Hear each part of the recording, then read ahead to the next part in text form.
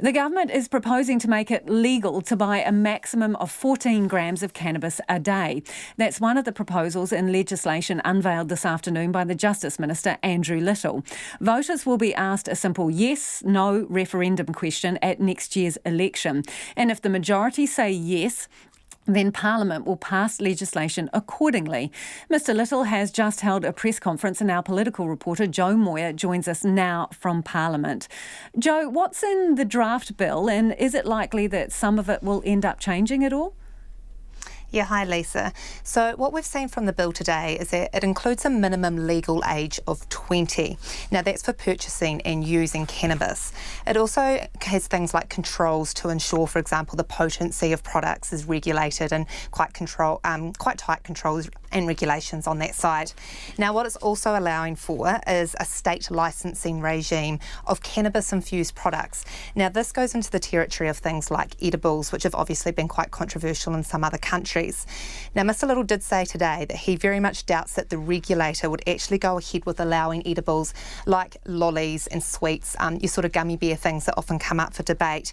He says that's because the principles that the regulator is going to be bound to is really concentrating on minimising harm, and in particular for young people. So they're not going to want to have anything that's sort of targeted at young people in particular. Now, there will also be a limit on the total amount of cannabis that can be grown under a licence. And you talked at the start there about that 14 grams, which basically 14 grams a day has been kind of said to be a regular user's quantity, but it's also actually half the limit provided for in the Canada model, which is being used a lot to sort of work out this legislation. Now, it won't allow for consumption of alcohol and cannabis on the same premises. And in terms of what you can have in your home, it's going to be 2 plants per person or 4 plants per dwelling. And the basis for that, Mr Little said, is that that's kind of sustaining a reasonably low intake for people. So what happens between now and the referendum? So on Thursday, we're going to see the cross-party group get together for the first time. Now that has representatives from every political party here in Parliament, and they're going to have an opportunity to provide feedback on the bill at that point. We've also got an education campaign that's going to be rolled out. Now, a website went live today, and the basis of that website is to provide factual and impartial information on both cannabis and the end-of-life choice bill. Now remember, next year at the election we're going to have 2 referendums. We're going to have the cannabis referendum and we're also going to have that euthanasia referendum as well. So this website's been set up for information on both of those.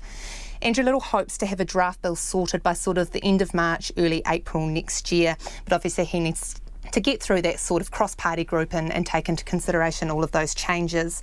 If the referendum, of course, is successful, then legislation will be passed and that will come into law.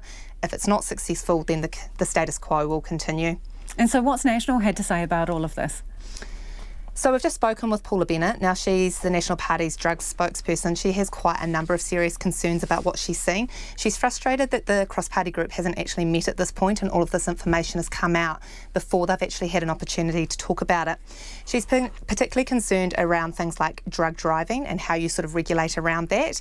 And she also thinks that 14 grams a day that you can use and purchase is quite high. She'd like to see that come down a bit as well. Now, there is going to be a fit and proper person test for those who are actually able to supply cannabis. Andrew Little didn't actually rule out today when we spoke to him whether a member of a gang would be a fit and proper person. Paula Bennett says that's very concerning and wants to talk more about that as well with the cross-party group. At this point, she says on what she's seen, she doesn't think she'll be able to vote for it, but of course she needs to talk to her National Party caucus and they need to decide what changes they might put forward. Thanks, Jo. That's Jo Moir joining us live from Parliament.